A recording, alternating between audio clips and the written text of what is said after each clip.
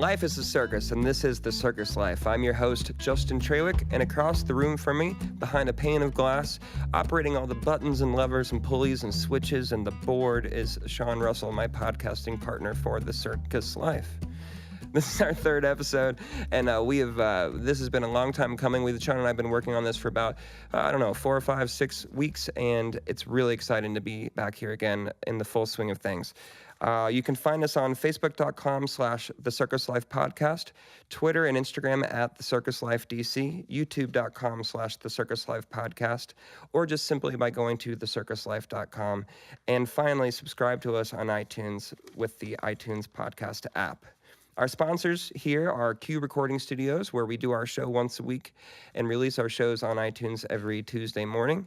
Our candy is sponsored by the warehouse department of Sweetwater.com, which, I think I've said this already. Me saying that makes Sean very happy back there. He is currently high-fiving himself. Well, no. Sweetwater actually loves what we're saying, that, and all of the gear that we're recording through came from them, so it's kind of cool that we can give them a little bit of a, I know, absolutely. Believe me, that I love this microphone. My shoes are sponsored by Saucony, my very bright orange shoes. They are what I like to call my singer-songwriter jogging at night shoes. And then we are sponsored by Dogwood Tavern, the bar across the parking lot for us, where we go and hang out before and after the shows and talk about what we just did. And then finally, RCS Photography is our film crew, owned by Rafael Suarez, who is manning the cameras, along with Kelly over there on the walk-around camera. Our panel right now is Ben Tufts back here because he heard we were having some food. Kate Moran from the Kate Moran Band and Rainbow Rock, and Jasmin Gillison, our musical guest today. Kate, you look great. You're wearing a dress. I wish Ben would do that, but he refuses. I know, we keep trying to get him in a dress, but I'm not sure that the dress length It's the first time Ben has never had anything to say. Silence. Might need a different chair, or at least a different camera angle. That's right. You have to figure out how to cross your legs correctly, and you might have to shave because you'd be a very ugly woman currently. Yeah, you could maybe get Charming Charlie's to be your sponsor with the dress. What is? Do it. You're speaking to Look it up. I know. What is Charming Charlie's? It's an amazing store. They have jewelry in every color you walk in. It's all set up by color. So as a woman, it's fabulous. Yeah. If you're looking for an outfit, you know. When we're done with the show, Ben, we can jump in my car and we'll go to Charming Charlie's. That's right, National Harbor. Kick it. We can hold hands. It'll be nice. It'll be exciting times.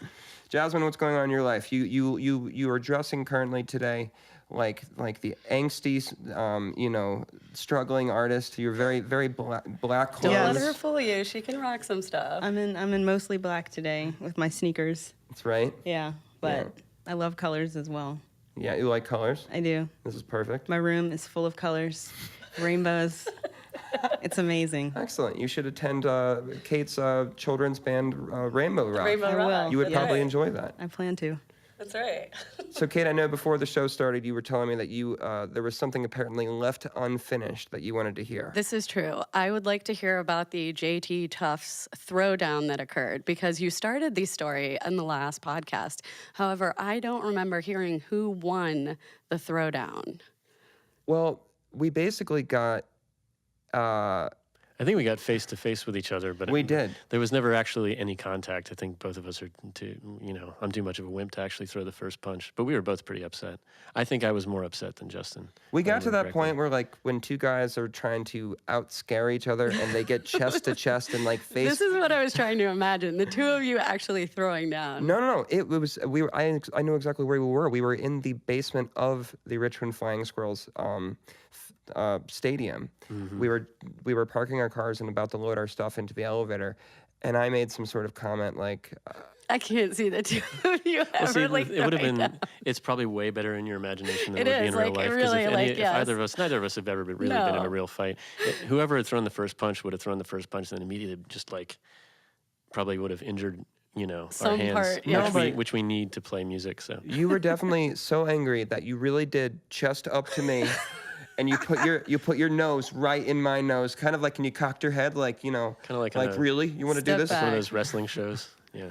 Fabulous. Snap into a Slim Jim. We'll reenact it. I want to see it. For the video portion. portion of this. Yes. We'll have to do that. We'll do a Vine reenactment. That'll be great. 6 seconds of. It'll be great. Yes. And then we'll revine it. And That's then, actually something to consider there, Justin. I'm liking this idea. We'll It'll do, be good. and that's the only thing that I think that we've really not socially belonged to for the Circus Life is the Vine. So Yeah. That's right. maybe that'll be our first Vine, Sean, that we'll do after the show. That would be great. That Well, would be great. for your podcast audience, you have to keep that in mind. You got to finish the stories. So. That's right. So what else is going on, guys?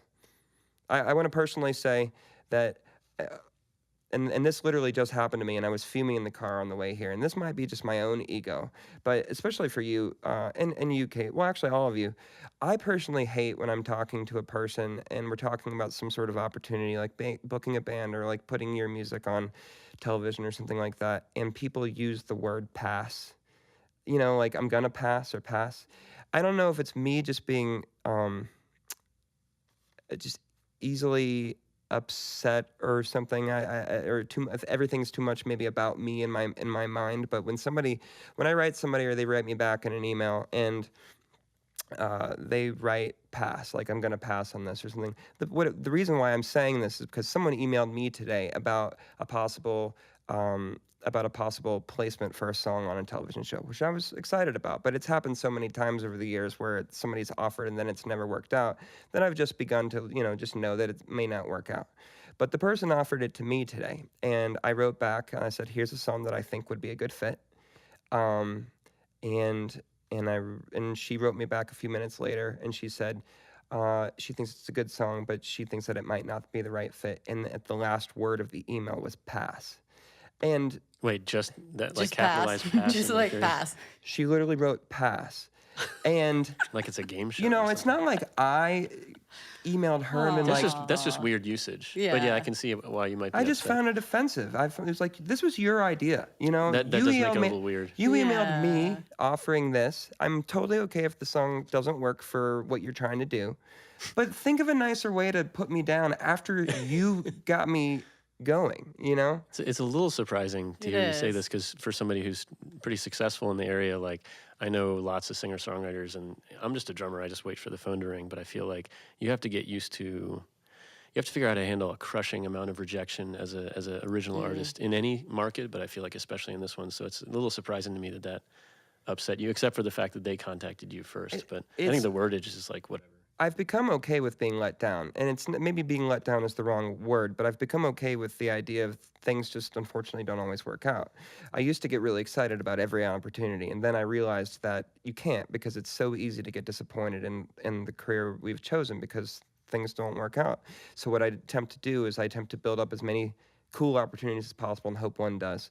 But with this, it was just the fact that it was just the fact that the way I was okay with it not working out, but it was the terminology of the way she wrote it back.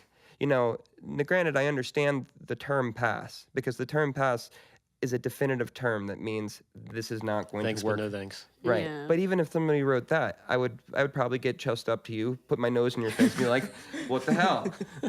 Pass this. I feel like an eye roll went with it when she said that. Oh, we're gonna pass. Well, no, I think that's probably just a culture thing. Probably where she works, they use that wordage all the time or something. Absolutely. You never know. No, I understand. It's very easy to read into things too much with tone when it comes to emails. Have you ever had that stuff happen to you, Kate? Have you ever oh, of course. I pitched your mean, band and they wrote back in a less than friendly way? Well, I think it happens all the time in this area. I don't know that I've necessarily pitched our band to places, but I think it's part. It's like Ben was saying. It's part of this business that you put yourself out there, and you have to be prepared for that rejection piece of it. And I think the great thing in this area is that we have so many opportunities to play amazing places, and you just have to keep trying and finding different venues that are going to be open and ready to have your band play, and to want to play the places that are supporting your music. I think that that's where I want to play. I don't want to be playing the places that are like, no, pass, we're not into you. What do you say because you run the Delray Music Festival, which is a yearly festival in the Delray neighborhood of Alexandria. What do you say when the Ben Tufts band emails you When I have to say pass to and you have bands? to say, Yeah. no, I don't think you're good enough? What do you actually Yeah. say? Yeah, I mean, it is tough because I can't have every band. No, but really, into what the do you festival. what do you say to people? There's many different ways that I have to turn bands down. And sometimes it's, there aren't enough spaces in the festival. That's plain and simple, that we don't have enough spaces. Sometimes it's not the right sound for it, because there's a lot of rock bands out there, and we have a lot of particular types of genres that apply to the festival. I think, it's also just about sound. There's just not the right sound for the festival. Right. And you want to have good, like this past year, we had an amazing group of bands. Ben played in one of the bands that performed. Well, because Ben is in actually all bands. He is. He's in all bands in this area, and he's going to be next year. I was considering calling it the Delray Music Festival, featuring the bands of Ben Tufts, because I have two bands that are in it. Almost three. Almost Didn't work three. Yeah, I know. I tried, but Sorry. I know. It's all good. But, it is hard to say, we're really sorry, but it's just not the right fit, And it just comes down to sound and what you think is going to be right for the audience that you have. I will say one thing that's worse than hearing no is not hearing anything. And I always appreciate getting a response from somebody that is true. Even if it's slightly less than polite than just not hearing from somebody, especially if it's somebody I'm going to have to see because they're a local club owner or a local booker. And it's like, well, the next time I see you, I'm going to have to pretend that I'm not pissed off that you ignored my 3 emails. That is true. I am having a phone conversation with a booking agent tomorrow that has canceled every phone conversation we've had booked so far. I am only planning on him to cancel tomorrow's too. We've had about 4 planned conversations over the past 2 months, and I've begun to not be happy in my emailing back to him, almost on purpose, so that he can see my displeasure. But the funny thing is, he won't actually call when we have it scheduled, but he'll still email me asking for advice and like help with like booking a band in the DC area, because he's a New York booker. So I don't know. It's a weird thing that you get put in the middle of, where you still want to be on these people's radar, but you still have to deal with you have to deal with inconsistency with the way people respond or act. Jasmin, when I called you yesterday, were you excited to hear that you were going to be playing essentially at a pizza party? Yes, I didn't know about the pizza, so that was a bonus when I walked in today. Oh, that's right. Maybe I didn't tell you. I didn't know there was going to be pizza. You're not allergic to cheese or anything, are you? No, I love it. Good. I love pizza. Because we have Will Artley here today from Pizzeria Orso, a former contestant on the Food Network show Chopped, as well as former chef at the Evening Star, which is a place in your neck of the woods, Kate, in Delray, Alexandria. So you are our musical guest today, Jasmin. You're going to play at the end of the show today, but we're actually now going to hear a little bit of one of your recorded songs. What are we going to hear? Well, this one doesn't have a title. I wrote it I think a couple years ago now, and if I remember correctly, I was on the metro, just observing people and thinking about how they just do this every single day. You take the same trip every day, go to the same job every day, and just that whole cycle. So that's what it's about. And this is kind of like a demo recording, and it's called You Don't Have a Title. So yeah, right now no we're title. just going with Untitled. Yep. All right, let's listen to that, and we'll be right back with Will Artley from Pizzeria Orso.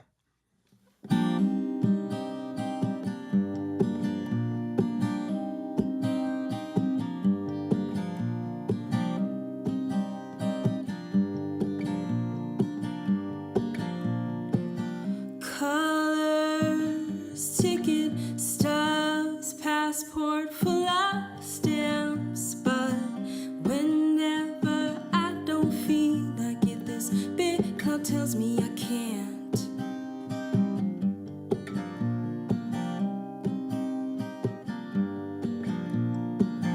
Day in, day out, thoughts crisscross my mind. Why am I standing here thinking this? It takes up so much time.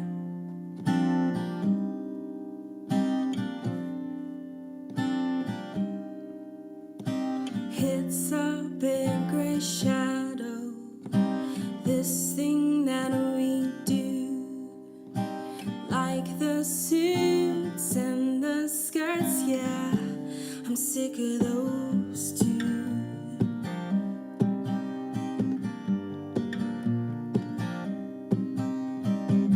Clock in, clock out, you've paid your debt.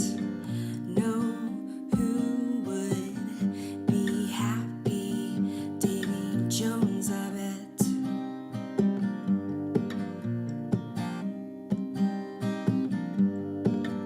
We all make this migration. We're part of the grind. I just wish it was less theirs and more of mine.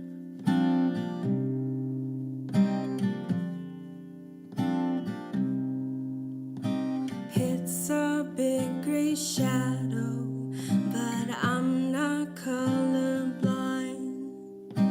There are colors and dance steps, at least in my mind. All right, that was Jasmin Gillison off of a demo for a song that is currently not titled, which we'll just start with calling it today Untitled.